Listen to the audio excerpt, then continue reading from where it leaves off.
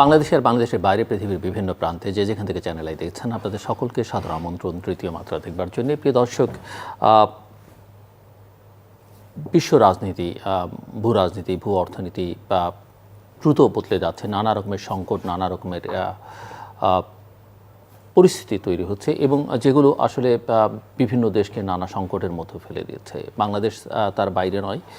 ভূ রাজনীতির এই টানাপোড়েন, এই যুদ্ধ অবস্থা এবং অস্থিতিশীল অবস্থা পৃথিবীকে শেষ পর্যন্ত কোথায় নিয়ে দাঁড়াবে সেটি নিয়ে নানান জনের মধ্যে নানা রকমের প্রশ্ন এবং সংশয় রয়েছে। তার আগে আমরা কোভিড পরিস্থিতি অতিক্রম করেছি, তারও প্রভাব রয়েছে। বিশ্ব অর্থনীতির হালচাল এবং সেই সঙ্গে বাংলাদেশের অর্থনীতির চালচিত্র বোঝার জন্য আজকে আমার সঙ্গে স্টুডিওতে রয়েছেন জাতিসংঘ সদর দপ্তরের গ্লোবাল ইকোনমিক মনিটরিং টিমের প্রধান ডক্টর হামিদ রশিদ, অর্থনীতিবিদ ডক্টর হামিদ রশিদ আমাদের সঙ্গে স্টুডিওতে। অনেকদিন পরে আপনি বাংলাদেশে এসেছেন, আপনাকে স্বাগত তৃতীয় মাত্রায়। একটু সূচনাই বুঝতে চাই আপনার কাছে, আসলে সামগ্রিকভাবে বিশ্ব অর্থনীতির প্রেক্ষাপটে যদি আমরা আলোচনাটা শুরু করি, বাংলাদেশের অর্থনীতির কোন জায়গায় দাঁড়িয়ে আছে? বিশ্ব অর্থনীতির অবস্থা এই মুহূর্তে খুব একটা আশাব্যঞ্জক নয়। আমরা দেখতে পাচ্ছি যে যদিও আমাদের যেটা ইকোনমিক অ্যানালাইসিস যেটা আমরা করেছি সেটা দেখা যাচ্ছে এই বছর হয়তো আনুমানিক বিশ্ব প্রবৃদ্ধির হার হবে 2.3%, 2.3%। সেটা আমাদের আগের জানুয়ারি মাসে আমরা একটা যেটা ফোরকাস্ট রিলিজ করেছিলাম সেটা থেকে একটু ইমপ্রুভমেন্ট হয়েছে। কারণ হলো যে ইউরোপে এবং নর্থ আমেরিকাতে হাউসহোল্ড স্পেন্ডিংটা মোটামুটি যথেষ্ট শক্ত রয়েছে, যদিও মুদ্রাস্ফীতি ওদের এখনও নেমে আসেনি। কিন্তু তার মধ্যে যেটা হচ্ছে আমরা দেখছি যে লঙ্গার টার্মে বিশ্ব অর্থনীতির একটা বন্ধাভাব যেটা অনেক দিন যাবৎ চলতে পারে, সেই আশঙ্কাটা আমরা দেখতে পাচ্ছি এই মুহূর্তে। বিকজ আপনারা যদি দেখেন কোভিডের আগে এবং গত 20 বছর including during the global financial crisis, বিশ্ব অর্থনীতি প্রায় প্রতি বছর অ্যাভারেজে 3.1% হারে প্রবৃদ্ধি হচ্ছিল। এখন সেটা নেমে আসছে 2% দিকে এবং এটাই আমরা দেখছি লং টার্ম ট্রেন্ড। তার মানে আমরা আরও যদি আগে পিছনে ফিরে যান তাহলে দেখবেন যে বিশ্ব অর্থনীতি 4% রেটেও গ্রো করেছে। এই মুহূর্তে আমরা দেখতে পাচ্ছি যে বিশ্ব অর্থনীতি going forward probably 2% on average grow করবে। সেটা উন্নয়নশীল দেশগুলোর জন্য এটা not a very good news. কারণ হলো যেহেতু যেমন আমেরিকাতে এই মুহূর্তে আমরা দেখছি যে 1% গ্রোথ এই বছরে হবে। তার মানে আমেরিকা থেকে demand for goods from rest of the world will slow down. ইউরোপের অলসো আশঙ্কাটা চলে যায়নি, এখনও তাদের যথেষ্ট অর্থনৈতিক একটা আনসার্টেনিটি কাজ করছে। সেখানে চায়না একটু ভালো করেছে আমাদের আগের ইয়ে থেকে। চায়নার গ্রোথ রেট আমরা এখন দেখছি অ্যাবাউট 5.3% গ্রো করবে দিস ইয়ার। কিন্তু উন্নয়নশীল দেশগুলোর প্রবৃদ্ধির হার কমে গেছে from the previous numbers that we had. But there are exceptions. India, China, of course, there are exceptions. But some smaller economies are suffering.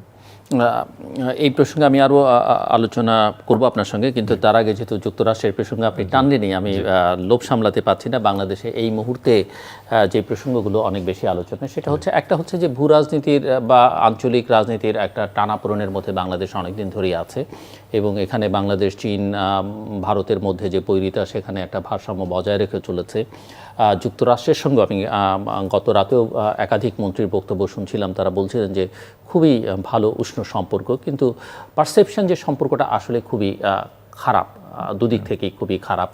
এবং সম্প্রতি প্রধানমন্ত্রী সংসদে দাঁড়িয়ে বলেছেন যে যুক্তরাষ্ট্র যে কোনো দেশের সরকারকে ক্ষমতায় বসাতে পারে, নামাতে পারে। বিবিসির সঙ্গে সাক্ষাৎকারে তিনি বলেছেন যে হয়তো যুক্তরাষ্ট্র চায় না যে স্যাংশন ট্যাংশন দিচ্ছে, তিনি ক্ষমতায় থাকুন।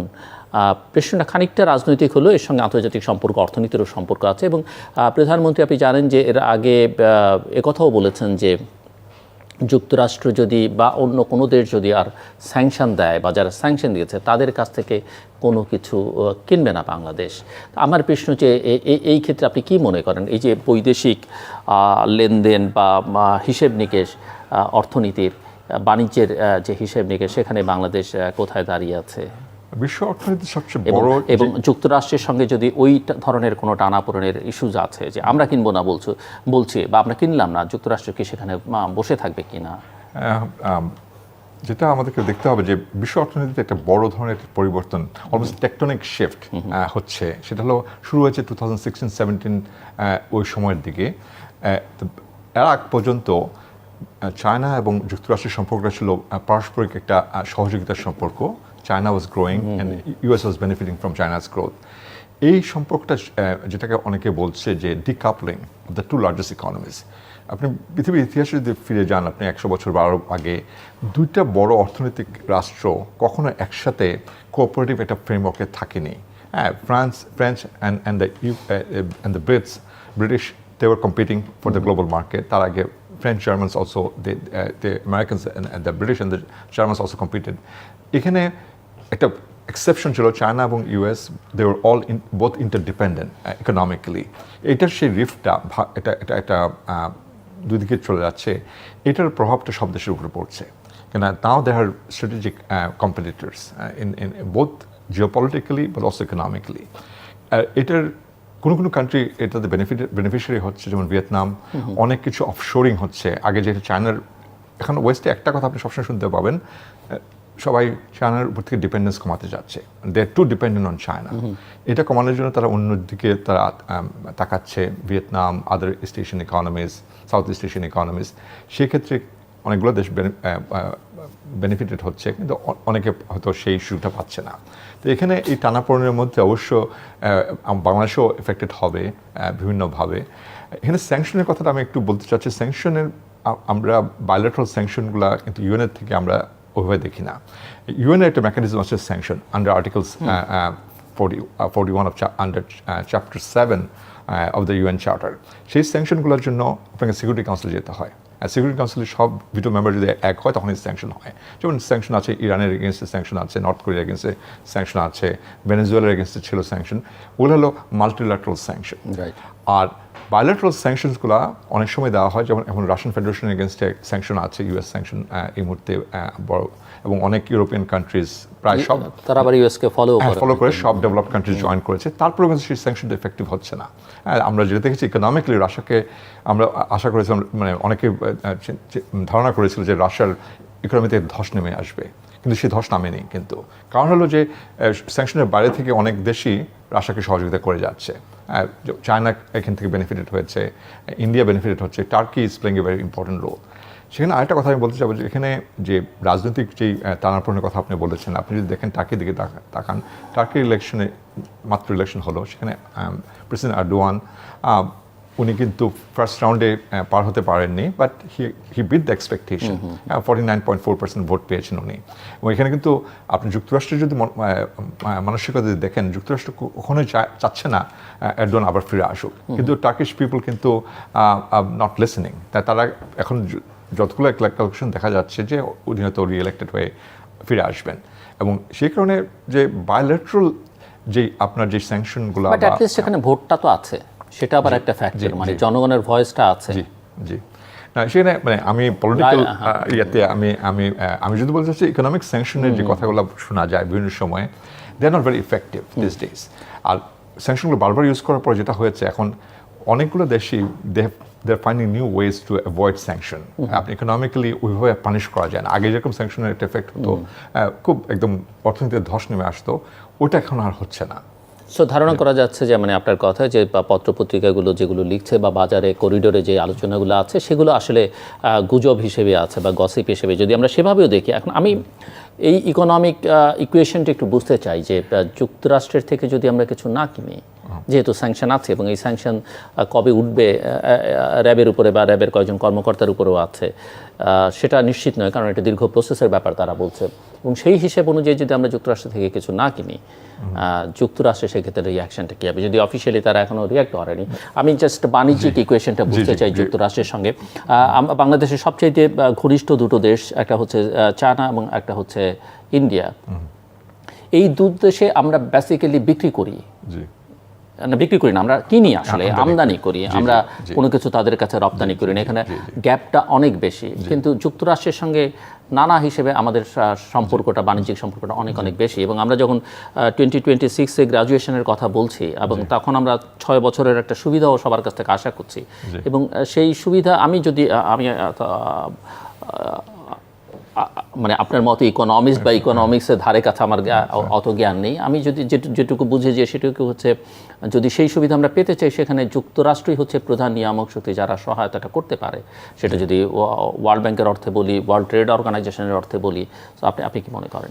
এখানে আমার মনে হয় যে বাংলাদেশের ফার্স্ট অফ অল আমাদের আবার একটু এমফাসাইজ করতে যাচ্ছি যে we should not confuse the to the term sanction. আমাদের যেটুকু আমি বুঝেছি এখানে, যতটুকু আমি জানি, স্যাংশনস এগেইনস্ট সাম ইন্ডিভিজুয়ালস আছে। যুক্তরাষ্ট্র কিন্তু বাংলাদেশের উপর কোনো ইকোনমিক স্যাংশন এখন ইম্পোজ করেনি, এবং এটা খুব very limited scope, limited targeted political sanction. এটা যে এক্সপ্যান্ড করবে, ওইটা যে আরও ওয়াইড স্প্রেড হবে, সেটার আমাদের আমি এখন পর্যন্ত দেখতে পাচ্ছি না, ইন মাই ওপিনিয়ন। তো যেটা আমাদের মনে রাখতে হবে যে যুক্তরাষ্ট্র আমাদের আমাদের লার্জেস্ট মার্কেট ফর আমাদের রেডিমেড গার্মেন্টস। এখন আমাদের যদি কোনো সিদ্ধান্ত হয় যে আমরা যুক্তরাষ্ট্র থেকে কিছু কিনবো না, এটা যুক্তরাষ্ট্র ইকোনমিক কোনো এফেক্ট করবে না, because we are not a major importer of US wheat or US arms and any major US product. এটা যদি চায়না যদি বলে যে they will not import anything from the US, that will have a huge impact in the US agricultural sector. US meat industry would collapse. তো কিন্তু বাংলাদেশ যদি বলে আজকে আমরা যুক্তরাষ্ট্র থেকে কিছু কিনবো না, সেটার কোনো রকম ইম্প্যাক্ট, মানে ইকোনমিক ইম্প্যাক্ট হবে না। এখন আপনি যেটা আই থিঙ্ক ইউর এলিউডিং, সেটা হলো যে যুক্তরাষ্ট্র রিটেলিয়েট করবে কিনা। হ্যাঁ, সেই রিটেলিয়েশনটা আমার মনে হয় যুক্তরাষ্ট্র ওইভাবে দেখবে না। যদি ফার্স্ট অফ অল আমি মনে করি না যে এটার আলটিমেটলি হবে যে বাংলাদেশ ওই পর্যায়ে চলে যাবে, বা যদি হয়। মানে এই প্রেক্ষিতে প্রধানমন্ত্রী কিন্তু বলেছেন যে তিনি দুটো ডিসিশন অলরেডি দিয়ে দিয়েছেন, সাংবাদিকদের খুঁজে বের করতে বলেছেন যে কি ডিসিশন দিয়ে দিয়েছেন। জি, তা আমি সেটা I am not aware of that unfortunately, but overall যুক্তরাষ্ট্র যদি বাংলাদেশের উপরে কোনো স্যাংশন করতে, ইকোনমিক স্যাংশন করতে চায়, but that would have some impact on the US economy. US is already fighting with inflation right now. Inflation অনেক চেষ্টা করছে তারা কমিয়ে আনার জন্য। লাস্ট ইয়ার 7.5 অ্যাভারেজ হয়েছিল, এখন 5.2-তে চলে আসে, but still is above the target. এখন বাংলাদেশের যে প্রোডাক্টগুলো যুক্তরাষ্ট্রে যায়, mostly readymade garments not at the high end of the market, medium and low end of the market, সেখানে যদি কোনো রকম ইম্পোর্ট ব্যান হয়, which is very highly unlikely, যদি হয়, সেখানে যুক্তরাষ্ট্রের কনজিউমাররা সাফার করবে। এবং সেটা কোনো রকম যুক্তরাষ্ট্রের সরকার চাবে কিনা, বিকজ বাংলাদেশ এখন is a major exporter and major player in the clothing industry. তো ওইটাতে যদি যুক্তরাষ্ট্র যদি কোনো রিটেলিয়েটরি মুভে যায়, তাহলে that will have a serious domestic impact, specially clothing prices will go up significantly. So আমার কাছে মনে হয় ইটস ভেরি আনলাইকলি। বাংলাদেশের পারিবারিক আয় এবং ব্যয় জরিপ, যেটি HIIS 2010-এ এখানে গিনি গুণাঙ্ক ছিল 0.458, যা HIIS 2016 সালে 0.482 এতে বৃদ্ধি পেয়েছে, এবং 2022-এ এটা 0.99-এ উন্নীত হয়েছে। সো বাংলাদেশের আয় বন্টন সম্পর্কে এই গিনি গুণাঙ্ক বৃদ্ধি কি ইঙ্গিত দিচ্ছে? এটা একটা অবশ্যই আপনি খুব ভালো প্রশ্ন করেছেন। আসলে যে ইনইকুয়ালিটি বা অর্থনৈতিক বৈষম্যতা between the high income and the low income, এটা গ্লোবালি বেড়ে যাচ্ছে এবং সব দেশে বেড়ে যাচ্ছে, বাংলাদেশ নট এক্সেপশন। কিন্তু আপনি যে লাস্ট নাম্বারটা বলেছেন, আমার মনে হয় নাম্বারটা বোধহয় ঠিক নয়। যিনি 0.99 হতে পারে না, 0.499, তাহলে ঠিক আছে। সেটা যেমন ধরেন সাউথ আফ্রিকা যদি দেখেন, সাউথ আফ্রিকার যিনি কোএফিশিয়েন্ট হলো over 0.7, extreme inequality would be 0.9। তো আমরা যে ট্রেন্ডে যাচ্ছে, এটা একটা আশঙ্কাজনক ট্রেন্ড, কারণ এখানে যত আপনার জিনিস স্কোরটা বাড়তে থাকবে, তার মানে আমরা ইনইকুয়ালিটিটা, বৈষম্যতা বাড়তে থাকবে। এবং বৈষম্যতা বাড়া মানে হলো এটা অর্থনৈতিক একটা ইম্প্যাক্ট আছে। কারণ হলো অনেক ইকোনমিস্ট অনেক স্টাডি করেছেন, দেখেছেন যে যেসব দেশে অনেক বেশি বৈষম্য থাকে, অর্থনৈতিক বৈষম্য বেড়ে যায়, সেগুলো আয়ের বৈষম্যতা। একটা হলো আয়ের বৈষম্যতা, একটা হলো wealth inequality, income inequality and wealth inequality. অনেক দেশে আছে আপনার wealth inequality is very high, but income inequality is very low. আর আমাদের ক্ষেত্রে যেটা আপনি যেটা বলেছেন, income inequality is trending upward. এটাতে দুইটা ইম্প্যাক্ট হবে। একটা ইম্প্যাক্ট হবে যে দেশের অর্থনৈতিক যে প্রবৃত্তির হারটা ইম্প্যাক্টেড হবে নেগেটিভলি। এটা ইকোনমিস্টরা অনেক স্টাডি করে দেখেছে যে with high inequality, motivation for work at the low end goes down, তো আপনার ইকোনমিক গ্রোথটা স্লো ডাউন করতে থাকবে। আরেকটা হবে যে when inequality খুব এক্সট্রিম হয়ে যায়, that can lead to instability. হ্যাঁ, অর্থনৈতিক যে বৈষম্যতার কারণে দেখা যাবে সমাজে অনেক মানে অরাজকতা বৃদ্ধি পাতে থাকবে। that can lead to political instability, because social instability, political instability are very highly correlated. So সেখানে আমি যেটা বলবো যে বাংলাদেশে আগেও আপনার অনুষ্ঠানে এসেছি আমি অনেক সময়, যে আমাদের ট্যাক্স স্ট্রাকচারটাকে একটু চিন্তা ভাবনা করতে হবে। যেমন ভুটানে তারা, আমি একটু মাত্র ভুটান থেকে আসলাম, ভুটানে তারা প্রপার্টি ট্যাক্স ইন্ট্রোডিউস করেছে। So any kind of property, not municipal tax, property tax, so that people pay for owning property. আমাদের বাংলাদেশে এখনো কোনো প্রপার্টি ট্যাক্স নেই। হ্যাঁ, সেখানে আপনি যদি প্রপার্টি ট্যাক্স ইন্ট্রোডিউস করলে তাহলে যাদের প্রপার্টি নাই তারা কিন্তু বেনিফিটেড হবে, because you can tax the rich, আর you can make it progressive. যার 2টা বাড়ি আছে, যার 5টা ফ্ল্যাট আছে গুলশানে, তাদেরকে যদি আপনি ট্যাক্স যদি প্রোগ্রেসিভলি বাড়িয়ে দেন, তাহলে ওই ইনইকুয়ালিটি নামিয়ে আনতে পারবেন। তো এটা সরকারের অবশ্যই একটা চিন্তাভাবনার মধ্যে আনা দরকার, এবং ইনকাম ট্যাক্সটাকেও আপনাকে প্রোগ্রেসিভ করতে হবে। মানে যাদের বেশি ইনকাম করবে তাদেরকে রেটটা অনেক বেশি হাই করতে হবে। কিন্তু আমাদের এখানে তো ইনকাম ট্যাক্স, যেটা আমি যতটুকু জানি, হ্যাঁ, অনেক লুপ হোল আছে, অনেকে ইনকাম ট্যাক্স দিচ্ছে না বা দেওয়ার সুযোগ বের করে নিচ্ছে। এবং 2023 সালের 1 জুন আমরা জানি যে জাতীয় সংসদে আগামী অর্থ বছরের বাজেট উত্থাপিত হবে, অর্থমন্ত্রী সেটি করবেন। এবং আপনার কাছে কি মনে হয় যে এই বাজেট প্রণয়নে বাংলাদেশের জন্য এখন কি কি ধরনের চ্যালেঞ্জের মুখোমুখি নীতি নির্ধারকরা বা ফাইন্যান্স মিনিস্টার? এই যে আমার মনে হয় যে বাজেটের যেটা হচ্ছে যে পপুলিস্ট বাজেটটাকে অ্যাভয়েড করা উচিত। মানে দিস ইজ ইলেকশন ইয়ার, সেখানে মানে ওইটাই temptation, politics dominates economic decisions in most cases. কিন্তু যেটা আমাদের অন্যান্য দেশে আপনি যদি দেখবেন যে even during the election year there are some constraints, যে আপনি ইচ্ছা করলেই যদি বাজেট বাড়িয়ে দেন, এটা একটা মুদ্রাস্ফীতিতেও এটা চাপ পড়বে। বিকজ আপনার যদি অর্থনীতির সাপ্লাই সাইডে যদি আপনার স্ট্রেংথেন না হয়, আপনি যদি মানুষকে যদি ইনকাম বাড়িয়ে দেন, যদি প্রত্যেকের বেতন বাড়িয়ে দেন, তাহলে তার মুদ্রাস্ফীতি হবেই। তো সেক্ষেত্রে যেটা আমি বলবো যে বাজেটের মূল যেদিকে দেখা দরকার, যে ট্যাক্স রেটগুলোকে অ্যাডজাস্ট করা দরকার। আমার আগের প্রশ্নটা আরেকটা হলো যে কর্মসংস্থান, সত্যিকারের কর্মসংস্থানমূলক পদক্ষেপ নেওয়া উচিত। যেমন ধরেন আমাদের দেশে এখনও কিন্তু অনেক বড় বড় ব্যবসাগুলো কিন্তু তারা ব্যাংক থেকে ঋণ পাচ্ছে, কিন্তু ছোট ব্যবসায়ীদের জন্য ঋণ পাওয়া কিন্তু খুব difficult.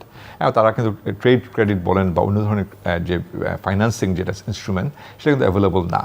Credit guarantee scheme can be very effective, যে কিছু কিছু রিস্ক শেয়ারিংয়ের মাধ্যমে যাতে সত্যিকার এন্টারপ্রেনিয়র এগিয়ে আসতে পারে, সেটার ধরনের এটা একটু নজর দেওয়া যেতে পারে। তো ওভারঅল আমার মনে হয় যে বাজেটটাকে যতটুকু কন্ট্রোল করা যায়, মানে যাতে এখানে এক্সপেনশনের বাজেট যদি করতে হয়, যে এক্সপেনশনটা হওয়া উচিত মূলত on building human capital, not physical infrastructure. আমি যখন ঢাকায় আসি, এখন দেখি যে everywhere we are building new roads and highways and which is good, কিন্তু at the same time you have to invest in human capital. সেটা ঠিক হচ্ছে বলে আমার মতো মনে হচ্ছে না। যদি হিউম্যান ক্যাপিটাল যদি ইনভেস্টমেন্ট হতো, তাহলে কিন্তু আমাদের ওই জিনির যেটা আপনি যে ট্রেন্ডটা দেখছেন, ওটা তো কমে যেত। কিন্তু এখন সমস্ত কিছু যদি আমরা ইনফ্রাস্ট্রাকচারে দিয়ে দিই, এটা কিন্তু একটা আশঙ্কাজনক ব্যাপার। কেন আমাদের কোয়ালিটি অফ এডুকেশনকে ইমপ্রুভ করা দরকার, টেকনিক্যাল স্কিলগুলো ইমপ্রুভ করা দরকার। সেদিকে একটু বাজেট যদি একটু প্রায়োরিটি দেয়, আমার মনে হয় সেটা ভালো হবে। সো আপনি শুরুতে খানিকটা বলছিলেন, আমি যদি আরেকটু বিস্তারিত বলেন যে বাংলাদেশে বর্তমান যে ভূ রাজনৈতিক এবং ভূ অর্থনৈতিক পরিস্থিতি বাংলাদেশের অর্থনৈতিক দৃশ্যপটকে আসলে কিভাবে প্রভাবিত করছে, এবং আসন্ন বাজেটও এর কি প্রভাব পড়তে পারে বলে আপনি মনে করেন, এবং বাংলাদেশের অর্থনীতির পুনরুদ্ধার বা স্থিতিশীলতা যেটি আছে সেটি বজায় রাখবার জন্য জাতীয় বাজেটে এই যে মহামারী থেকে অর্থনৈতিক ক্ষতি বা চলমান ভূ রাজনৈতিক উত্তেজনা মোকাবেলা করতে পারে? আমরা যে নাম্বারগুলো দেখছি বাংলাদেশের ক্ষেত্রে, আমি যেটা বলেছি প্রথমেই, বিশ্ব অর্থনীতিতে আমরা একটা মন্দাভাব দেখছি। কিন্তু আপনি নিশ্চয়ই শুনেছেন যে বাংলাদেশের নাম্বার নিয়ে নানা রকমের প্রশ্ন আছে, এমনকি সরকার পরিসংখ্যান ব্যুরোর নাম্বারের উপরে বিশ্বাস করতে হয়, নির্ভর করতে হয়, এবং অনেক নাম্বার পুরনো, এবং অনেক সময় সরকারের লোকজন সেই নাম্বারের উপর আস্থা রাখতে পারে। এখানে আমাদের হ্যান্ডস আর টাইট। আমরা যে নাম্বারগুলো আমরা স্ট্যাটিস্টিক্যাল ব্যুরো থেকে আমরা পাই, ইন্টারন্যাশনাল অর্গানাইজেশনগুলো, শুধু আমরা না, IMF, ওয়ার্ল্ড ব্যাংক, ওরাও সরকারের কাছ থেকে যে নাম্বারগুলো পাই, সেইটা তারা গাইডেড হয়। তো আমরা সেই নাম্বারের ভিত্তিতে আমরা যে দেখছি যে বাংলাদেশের প্রবৃদ্ধির হারে ওরকম একটা মন্দাভাব দেখা যাচ্ছে না। ইন্ডিয়াতেও তাই, ইন্ডিয়াতেও ওভার 6% গ্রোথ রেট আমরা এক্সপেক্ট করছি, বাংলাদেশেও over 6% growth rate, which is a very impressive growth rate by any standard. এখন quality of numbers I cannot comment on that, মানে this is a very internal issue. কিন্তু যেটা হচ্ছে এইটাকে ধরে রাখার জন্য যেটা দরকার, ইভেন যদি এই নাম্বারগুলো যদি সত্যি হয়ে থাকে, এটাকে এই ধারাবাহিকতা থাকবে কিনা সেটাই কথা। কারণ আপনি যদি জিডিপি নাম্বারকে বাড়ানোর জন্য if you just spend lot of money on infrastructure during the construction phase, it creates lot of GDP. কারণ হলো যে কর্মসংস্থান হচ্ছে, আপনার মালপত্র আমদানি হচ্ছে, সেখানে কিছু ব্যবসা হচ্ছে, সব কিছু মিলিয়ে আপনি একটা জিডিপিতে একটা পজিটিভ প্রভাব আপনি দেখতে পাবেন। এটা অ্যাক্রস দ্য বোর্ড সব জায়গায় দেখা যায়। কিন্তু যখন কমপ্লিট হয়ে যাবে, ওটা যদি রিয়েলি ইকোনমিক প্ল্যানিংয়ের মাধ্যমে যদি না হয়ে থাকে, they will not yield more GDP. এটা they will become white elephants. অনেক দেশেই হয়েছে এরকম, আপনি অনেক ইনফ্রাস্ট্রাকচার প্রজেক্ট করেছেন, কিন্তু ওই প্রজেক্টগুলোর মাধ্যমে কোনো আরও ভবিষ্যৎ আরও প্রবৃত্তি আসেনি। তো সেই ব্যাপারটা আমাদের মনে রাখতে হবে যে ডিউরিং দ্য ইমপ্লিমেন্টেশন ফেজ, এখন যেটা কনস্ট্রাকশন ফেজ যেটা হচ্ছে, সেখানে জিডিপি আপনার 6%, 7% হতে পারে, কিন্তু লং রানে কী হবে, 5 বছর পরে কী হবে, সেটা আমাদের দেখা দরকার। সেক্ষেত্রে আমি হয়তো অতটা আশাবাদী না, কারণ আমি across the board globally slow down দেখতে পাচ্ছি। বাংলাদেশের ক্ষেত্রেও সেটা সেই প্রভাবটা ফেলবে, এবং আমাদেরকে যদি ওই হিউম্যান ক্যাপিটাল ডেভেলপমেন্টে যদি ইনভেস্ট না করা হয়, তাহলে এই প্রবৃদ্ধির হারটা কমে যাবে। এবং কতটুকু কমে যাবে সেটা আমি বলতে পারছি না। আপনি মনে করছেন যে কমে যাবে। তো এই জায়গায় বাজেটে যে দীর্ঘমেয়াদী অর্থনৈতিক স্থিতিশীলতা বা বজায় রাখবার লক্ষ্য নিয়ে যদি লক্ষ্যটি সরকার কীভাবে স্বল্পমেয়াদী যে সংকটগুলো আছে এগুলো মোকাবেলা ব্যবস্থার মধ্যে একটা ভারসাম্য তৈরি করতে পারে বলে মনে করেন? স্বল্পমেয়াদী হচ্ছে বাংলাদেশে, যেটা আমি প্রথমে বলেছি যে export earning and remittance earning, এই দুটা তো আমাদের মেইন স্টে ফর দি বাংলাদেশের ইকোনমির জন্য। আরএমজি থেকে যে রেভিনিউটা আসে, ওটা স্থিতিশীল রাখতে হবে প্রথমত, এবং রেমিটেন্সেও যাতে কোনো ইম্প্যাক্ট না হয়। ওই দুটা, তাহলে আমাদের ব্যালেন্স অফ পেমেন্টের প্রেশারটা পড়বে না। বাংলাদেশে এখনও debt to GDP ratio is quite low compare to many other countries. আমার এক্সটার্নাল ডেট এখনও বাড়েনি, কিন্তু এটা কেন নাম্বার করলে কতগুলো আপডেটেড হচ্ছে সেটা আমি জানি না। কিন্তু আমরা যে নাম্বারগুলো দেখতে পাচ্ছি এখন পর্যন্ত, এটা quite moderate level of debt. কিন্তু এই ডেট সার্ভিসিং যখন ম্যাচিউর হবে, অনেক সময় আপনি এক্সটার্নাল ডেট নিয়েছেন with a grace period, 5 year grace period, 7 year grace period, যখন এই পেমেন্টগুলো ডিউ হবে, সেক্ষেত্রে আমাদের কিন্তু খুব একটা you have to have a targeted approach there. আমরা জানি Sri Lanka default can be very costly for countries, এবং সেক্ষেত্রে বাংলাদেশ যাতে ওই পরিস্থিতি না যায়, সেখানে বাজেটে যথেষ্ট মনোযোগ দিতে হবে। কারণ হলো যে আপনার প্রজেক্ট যেগুলো আপনি ইমপ্লিমেন্ট করছেন, তার মাধ্যমে যদি আমরা বলি ইকোনমিক্সে মাল্টিপ্লায়ার এফেক্ট, ওই মাল্টিপ্লায়ার এফেক্টটা যদি না আসে, 5 বছর বা 3 বছর পরে যদি এটা অন্য কোনো রকম, যখন পদ্মা ব্রিজ হচ্ছিল, আমি কিছু ইকোনমিক অ্যানালাইসিস দেখেছিলাম যে এটা জিডিপিতে 1% জিডিপি বাড়িয়ে দেবে। ওইটা কিন্তু অ্যাসাম্পশনটা বেসড অন যে এটা অনেক ইকোনমিক অ্যাক্টিভিটিস ইনক্রিজড হবে, সেখানে সবার স্পেন্ডিং বেড়ে যাবে। ওই অ্যাসাম্পশনগুলো যদি ট্রু না হয়, তাহলে দেখা যাবে যে you have a big bridge, but it didn't lead to more economic activity and more GDP. আর তখনই আপনার ওই যে ঋণের যে ভারটা, এটা ভারসাম্যটা আপনার নষ্ট হয়ে যাবে। সেক্ষেত্রে বাংলাদেশ মে ফেস সাম রিস্কস। আপনি জিডিপি বা প্রবৃদ্ধি নিয়ে কথা বলছিলেন যে IMF এর মতে উন্নয়নশীল এবং উদীয়মান এশীয় দেশগুলোর তুলনায় বাংলাদেশের প্রবৃদ্ধি হবে 5.5%, যাদের গড় অর্থনৈতিক প্রবৃদ্ধি হবে 5.30%। উন্নয়নশীল উদীয়মান এশীয় দেশগুলোর গড় প্রবৃদ্ধি হারের সঙ্গে IMF এর এই যে 2020 থেকে 24 অর্থ বছরের যে বাংলাদেশের অর্থনৈতিক প্রবৃদ্ধির হার কেমন হবে আপনি মনে করেন? বাংলাদেশ এখনও কিন্তু আমরা 2023-24 অর্থ বছরে Bangladesh is out performing its peers as per the numbers reported, as per the numbers we are seeing. Bangladesh's performance is quite impressive. I would say in the top 10% of the countries. কিন্তু আমার যেটা বারবার আমি যেটাকে যাচ্ছি, এই নাম্বারটা because of extensive public investment, and public investment হচ্ছে থ্রু এক্সটেন্সিভ বড়োয়িং। সরকার বড় করছে, ডোমেস্টিকলি বড় করছে, ইন্টারন্যাশনালি বড় করছে। এই বড়োয়িংয়ের মাধ্যমে যদি ভবিষ্যতের অর্থনীতির প্রবৃত্তিটা বেড়ে যায়, ইকোনমিক অ্যাক্টিভিটি বেড়ে যায়, তাহলে কোনো চিন্তার কোনো কারণ নেই। কিন্তু যদি if they lead to white elephant projects, যে কি প্রজেক্টগুলোতে আপনার ইকোনমিক কোনো প্রবৃত্তির কোনো প্রভাব ফেলবে না, সেক্ষেত্রে কিন্তু একটা মারাত্মক সংখ্যাজনক একটা পরিস্থিতি হতে পারে। এখানে I want to be cautiously optimistic. I'm not fully optimistic, I'm cautiously optimistic. সেখানে যে কিছু প্রজেক্ট হয়তো আমরা ওভারস্পেন্ড করছি, ওখানে অনেক প্রজেক্ট ফিজিবিলিটি ঠিকমতো হয়েছে কিনা, but it would lead to more economic outcome.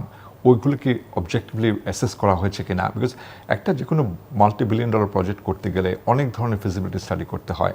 আমি শিওর এখানেও সেই ফিজিবিলিটি স্টাডিগুলো করা হয়েছে, কিন্তু ওই অ্যাসাম্পশনগুলো কতটুকু রিয়েলিস্টিক সেটা দেখা দরকার। অনেক সময় আমরা ওভার ইনফ্লেট করি, ওভার এক্সপেক্ট করি যে এই প্রজেক্টের বেনিফিটটা ট্রিমেন্ডাস বেনিফিট হবে, পরে দেখা যায় যে এই বেনিফিটটা আমরা যেটা এক্সপেক্ট করছিলাম সে ধরনের হয় না। আর সেই কারণে কিন্তু একটা দেশের সংকটের চলে আসে। শ্রীলঙ্কার ক্ষেত্রে হয়েছে, আপনি জানেন শ্রীলঙ্কা অনেক ইনফ্রাস্ট্রাকচার প্রজেক্ট করেছে, কিছু কিছু project specially the port project that Sri Lanka did that became unviable, এবং that has been was a major driver in Sri Lanka's crisis. So এই চলতি অর্থবছরে বাংলাদেশের মুদ্রাস্ফীতির জন্য আন্তর্জাতিক সংগঠনগুলো IMF এর মতো তাদের পূর্বাভাস কি, এবং এটি সরকারের লক্ষ্যমাত্রার মুদ্রাস্ফীতির হারের সঙ্গে কিভাবে তুলনা করা যায়? মুদ্রাস্ফীতি it's a global phenomena right now. বিশ্বের সব জায়গাতে একটা মুদ্রাস্ফীতির চাপ আসছে। তা সেখানে যেটা হয়েছে, মার্কিন যুক্তরাষ্ট্র তাদের যেটা ফেডারেল রিজার্ভ বোর্ডের যে ইন্টারেস্ট রেট, তারা most drastically over the last year তারা from near 0% to about almost 4% নিয়ে এসছে। This is the fastest increase in rates.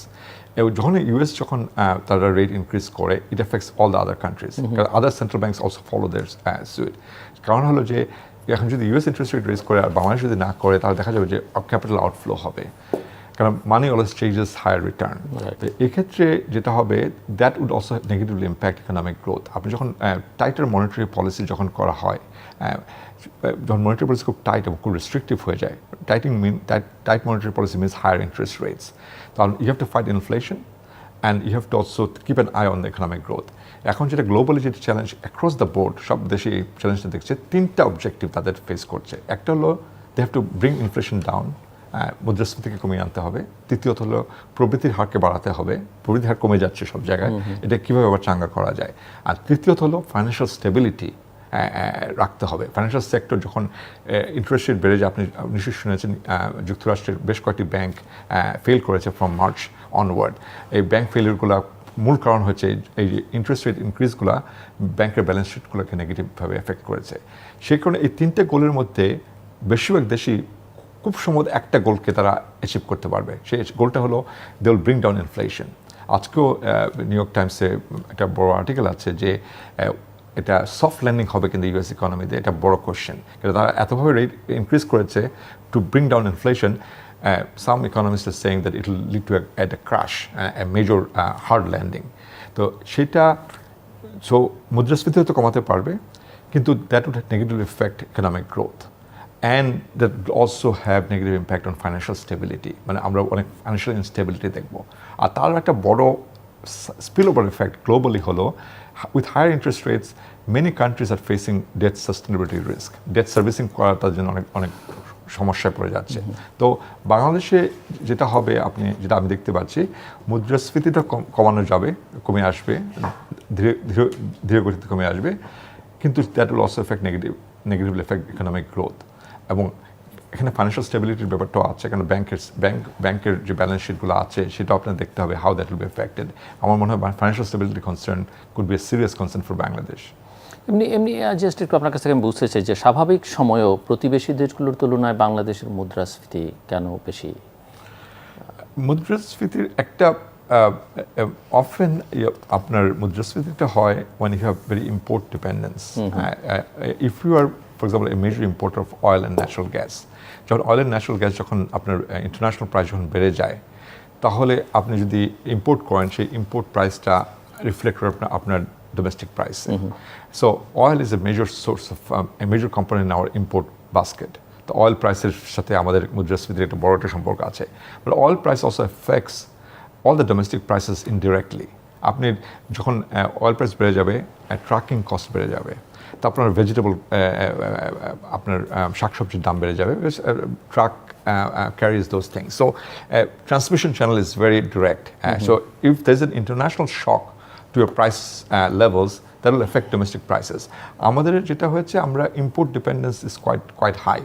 Bangladesh economy is quite import dependent. যদি আমরা রাইস ইম্পোর্ট করছি না, ফুড গ্রেনস ইম্পোর্ট করা হয় না অতটা, কিন্তু energy import is very high. And also other materials. আমরা ওপেন ইকোনমিতে যেটা হয় যে আপনার গাড়ির ইম্পোর্ট যদি দেখেন, ঢাকাতে যতবারই আসে আমি দেখতে পাচ্ছি নতুন নতুন গাড়ি, এবং এই ইম্পোর্টগুলোতেও also affects the economy quite significantly. So সুদের হার ক্রমান্বয়ে বৃদ্ধি এবং মুদ্রার যে অবমূল্যায়ন, এটা কিভাবে আপনি মনে করেন যে মুদ্রাস্ফীতি বা মোকাবেলা বা বাংলাদেশের অর্থনীতিকে স্থিতিশীল করবার জন্য সহায়তা করতে পারে, আদৌ করতে পারে কিনা? না, আমাদের যেটা স্কুল অফ থট যেটা যে you may have to live with some little bit higher inflation than you want, you are comfortable with. যদি ইউএসএ যেটা এখন বলছে যে ইউএসএতে সবাই বলছে 2% ইনফ্লেশন টার্গেট ইজ আনরিয়ালিস্টিক। 4% ইনফ্লেশনেও কিন্তু কোনো সমস্যা হবে না ইউএসএতে, so long it's not an accelerating inflation যে প্রতি মাসে বেড়ে যাচ্ছে। যদি 4% স্টেডি থাকে এটা কোনো সমস্যা হবে না। কিন্তু ইনফ্লেশনের সাথে যে ট্রেড অফটা আমি বলেছি যে in order to bring down inflation, don't kill economic growth. এটাকে মনে রাখতে হবে আমাদের এখানেও। আমাদের আর ইনফ্লেশনটা কমানোর জন্য অলসো ইম্পোর্টের ক্ষেত্রে একটু নজর দেওয়া যেতে পারে যে কোন ইম্পোর্টগুলো কন্ট্রিবিউট টু ইনফ্লেশনারি প্রেশার, সেখানে যদি আপনি ইম্পোর্টকে ডিসকারেজ করেন তাহলে হয়তো আপনার ইনফ্লেশন কমে আসতে পারে। কিন্তু কি এমফেসিস হওয়া দরকার এখানে বাংলাদেশের long term economic growth, not short term. আজ বছরে বা আগামী বছর কী হবে, যে 5 বছর পরে বা 10 বছরের টার্মে আমাদের কী ধরনের ইকোনমিক গ্রোথ আসবে and what will be the drivers of the economic growth. এখানে আমি শুধু একটা কথা বলবো যে আমরা ইকোনমিস্টরা 3টা ফ্যাক্টরের দিকে তাকিয়ে দেখি যে গ্রোথ কি কোথা থেকে আসে।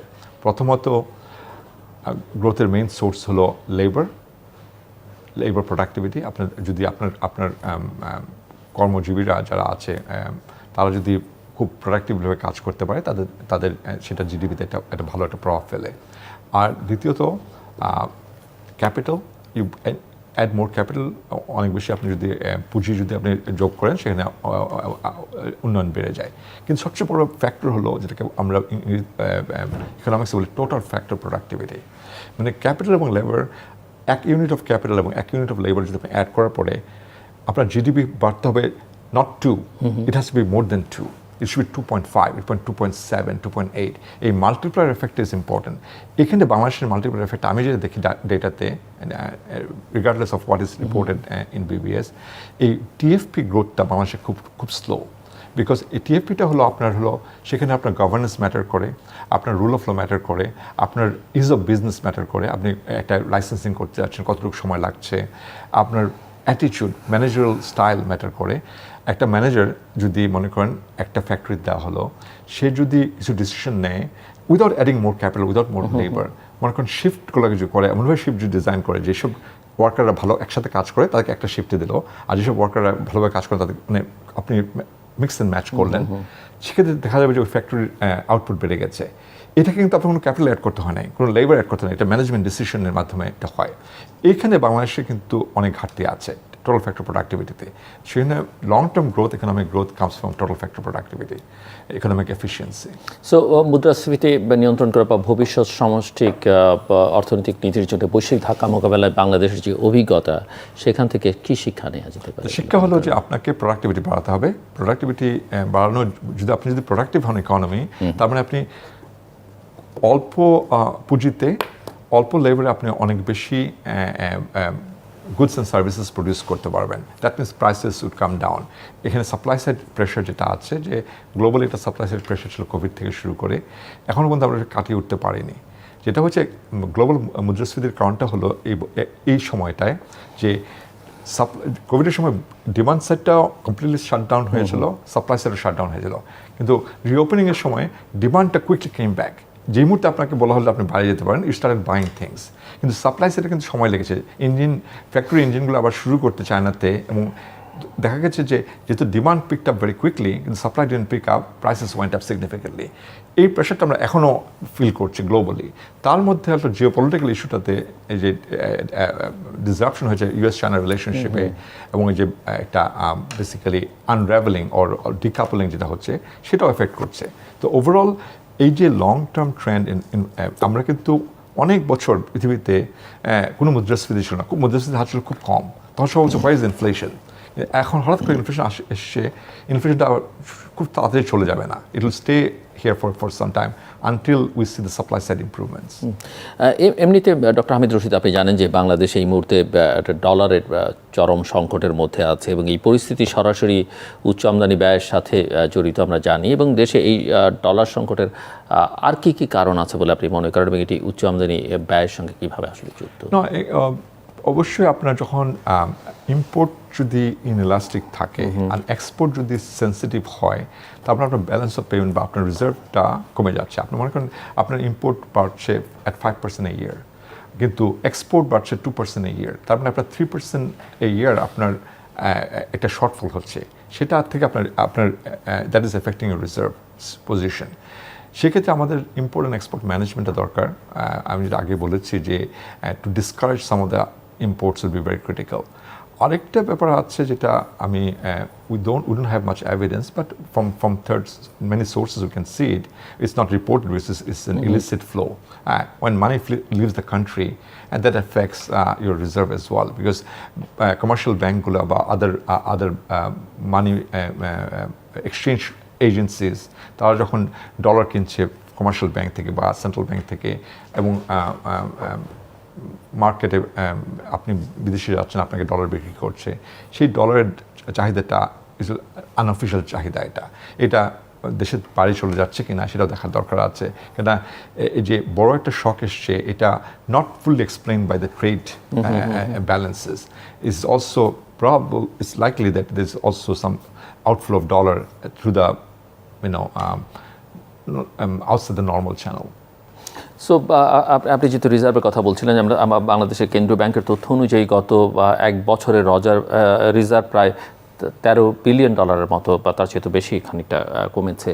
সো এই যে উল্লেখযোগ্য একটা হ্রাস হঠাৎ করে এক বছরের মধ্যে, যেখানে বছরের পর বছর ধরে রিজার্ভ বাড়ছিল এবং রিজার্ভের কোনো ব্যবহারও হচ্ছিল না, সো বাংলাদেশের অর্থনীতি আসলে কী ধরনের প্রভাব ফেলছে বা ফেলবে বলে মনে করেন? রিজার্ভ আপনাকে direct, reserve is the when you look at the reserve number, it is not the cause of what you would see in the future. It is the consequence of what happened in the past. তা আমার যেটা হয়েছে, import এক্সপোর্টের ইমব্যালেন্সটা বেড়ে গেছে, that's one factor, but that's not the only factor, যেটা আমি আগে বলেছি। আর ইম্পোর্টটা বেড়ে গেছে, ইম্পোর্ট বিলটা বেড়ে গেছে, that is also not totally because আমরা অনেক বেশি ইম্পোর্ট করছি। Global prices have also gone up, যেটা আপনি just after the Ukraine war oil price shot up, it came down. আমাদের কিন্তু ডোমেস্টিক প্রাইস বা অয়েল প্রাইস ওইভাবে কমে আসেনি, গ্লোবালি কিন্তু অয়েল প্রাইস অনেক কমে আসছে, it is below the pre Ukraine war level. So part of the problem challenges is global, but part of the challenges is local আর ডোমেস্টিক। সেখানে আপনি যেটা হচ্ছে কিছু যে ইম্পোর্টকে যদি ম্যানেজ করা যেত আর এক্সপোর্ট বুস্ট করার জন্য যদি আপনি যদি ওইভাবে স্টেপ নিতে পারতেন, তাহলে হয়তো রিজার্ভটা এইভাবে কমে আসতো না।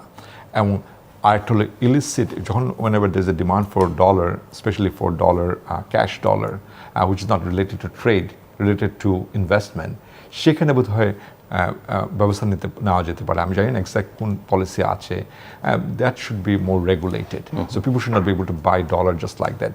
মানি exchanges are everywhere, I think অনেকেই যে কোনো সময় ডলার কিনতে পারছে, এটা হয়তো আরও রেগুলেট করা যেতে পারে, এবং সেটাও রিজার্ভে চাপ ফেলছে। এখানে আরেকটা প্রশ্ন, যে ওয়ার্ল্ড ওয়াইড আমরা দেখছি যে জ্বালানি তেলের মূল্য বা সামগ্রিকভাবে দ্রব্যমূল্য কোথাও হ্রাস পেতে শুরু করেছে। এখন প্রশ্ন হচ্ছে যে এই যে বাংলাদেশের জনগণ এই নিম্নমুখী প্রবণতা থেকে কোনো উপকার পাবে কিনা, সেটি নিয়ে যথেষ্ট সংশয় সাধারণ মানুষের মধ্যে রয়েছে। আপনি কি মনে করেন? না, আমার মনে হয় যে ট্রান্সমিশন চ্যানেল যেটা আছে, যে যখন অয়েল প্রাইস যখন বেড়ে যায়, সাথে সাথে ইন্টারন্যাশনাল অয়েল প্রাইস যখন বেড়ে যায়, বাংলাদেশেও কিন্তু অয়েল প্রাইস বেড়ে যায়, কিন্তু ইন্টারন্যাশনাল অয়েল প্রাইস যখন কমে যায়, অয়েল প্রাইস কিন্তু এখানে ওইভাবে কমে না। ডোমেস্টিক পেট্রোল পাম্পের যে প্রাইসটা আপনারা দেখতে পাচ্ছেন, তো সেখানে কিন্তু আমি যতটুকু বুঝি যে আমাদের ইম্পোর্টটা হয় through some state owned enterprises, ওরা হয়তো they care more about profitability, meaning that আপনি যখন oil price কমে যাচ্ছে, without lowering the price, they feel that they can report more profit because international price কমে গেছে, but they are able to charge the domestic users higher price. এই প্রফিটটার বেনিফিটটা কি? হয়তো from an entity point of view, from an agency point of view, probably they look good, কিন্তু economic wide the effect is negative. সেখানে হয়তো সরকারের থেকে হয়তো নির্দেশনা থাকা দরকার যে না, যখন অয়েল প্রাইস যখন কমে যাবে, we should also benefit the consumers, and ইউজাররা যাতে বেনিফিট পেতে পারে। এইটা তাহলে হবে কি, if you have savings from say lower oil price, that would also bring down the prices of other, আমি যেটা আগে বলেছি, oil price affects everything else, prices of everything else. সেক্ষেত্রে বেনিফিটটা কিন্তু আমরা দেখব, মুদ্রাস্ফীতির প্রেশারটা কমে যাবে। এখন আপনাকে ডিসাইড করতে হবে, যখন আমাদের যে অয়েল ইম্পোর্টিং এন্টিটি যারা আছে তারা যখন প্রফিটেবল হয়, this profit helps the budget, টাকাটা সরকারের কাছে চলে যায়, কিন্তু the price is paid by the consumers. এবং এই ট্রেড অফটা দেখতে হবে যে যদি মুদ্রাস্ফীতির চাপটা আসলে সাধারণ জনগণের ক্রয় ক্ষমতা এবং জীবনযাত্রার মানকে সরাসরি প্রভাবিত করছে। জি। সো এই মুদ্রাস্ফীতি মোকাবেলা এবং বাংলাদেশের দ্রব্য মূল্য বৃদ্ধির পেছনে অনেক অসৎ কর্মকাণ্ড, অসৎ চক্রের কথা আমরা শুনি। প্রতিরোধে করবার জন্য এগুলো কার্যকর অর্থনৈতিক নীতিমালা বা নিয়ন্ত্রক ব্যবস্থা কিভাবে কার্যকর করা যেতে পারে? এখন হলো যে কোনো শর্টকাট বা কোনো পারফেক্ট সলিউশন আপনি পাবেন না। যখন যদি সিস্টেমে যদি অনেক ধরনের ম্যালফাংশনিং, অনেক ধরনের করাপশন বা ব্যাড প্র্যাকটিসেস যদি প্রিভ্যালেন্ট হয়ে যায়, দ্যাট বিকামস সিস্টেমিক। আপনি যে এক্ষেত্রে রেগুলেটরি অথরিটিস যারা আছে, যারা আমাদের কনজিউমার প্রোটেকশনের জন্য যেটা দরকার, যে প্রাইস গাউজিং যেটাকে বলে, যারা ইম্পোর্ট করছে কিন্তু তারা there having a mark of 100% or 200%, এইগুলা কিন্তু রেগুলেটরি বডিগুলো দেখা দরকার যে what kind of mark up is acceptable. আপনি চায়না থেকে একটা কিছু নিয়ে আসছেন, দেখা যাচ্ছে আপনি you are charging way more then what you should charge. সেখানে কিছু যেটা আমাদের ফ্রি মার্কেটের সমস্যা হলো যে অনেক দেশে অনেক কনটেক্সে দেখা যায় যে সরকার বলবে না, this is between buyers and sellers.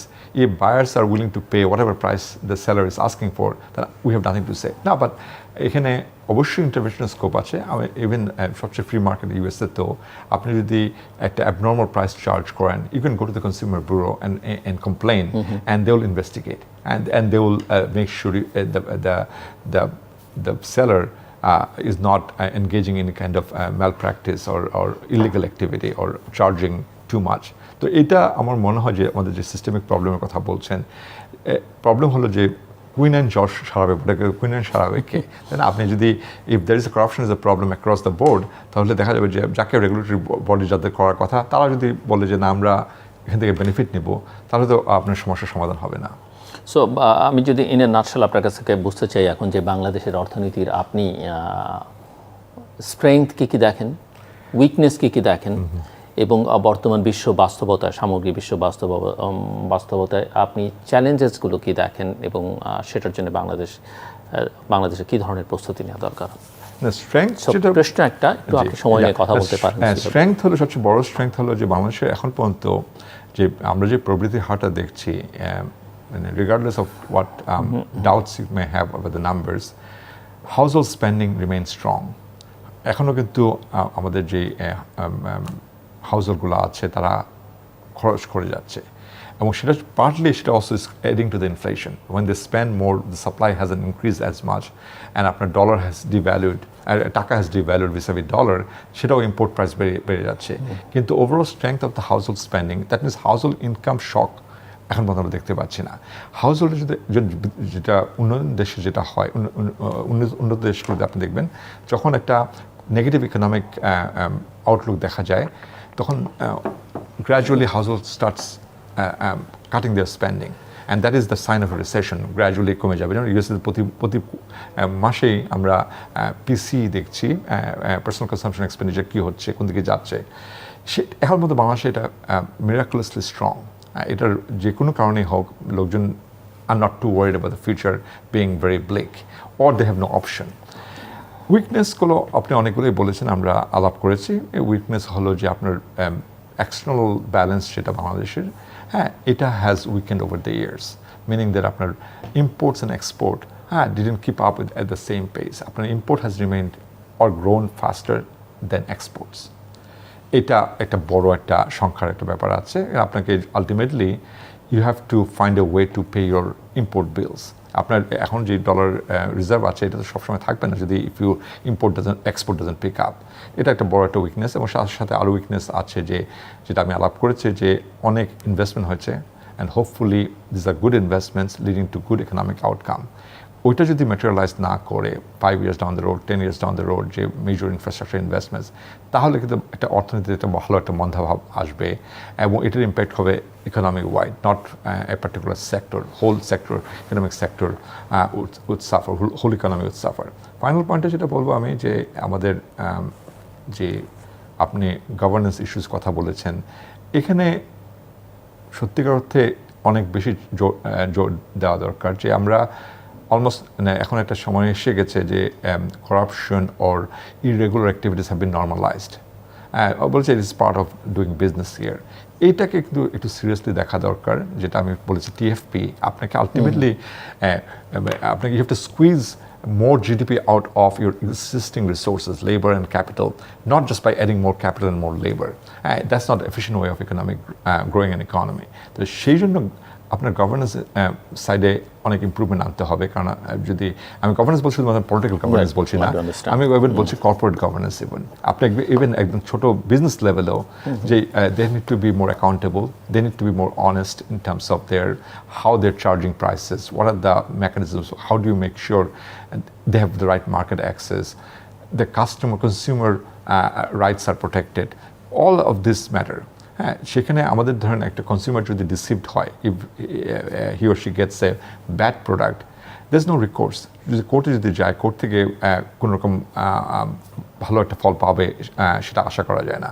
সেই জন্য ওভারঅল যদি আমরা while we are building infrastructure, if you can improve the economic governance, I'm not talking about political governance, economic governance, তাহলে আমরা কিন্তু বড় একটা ভালো ফল পেতে পারি।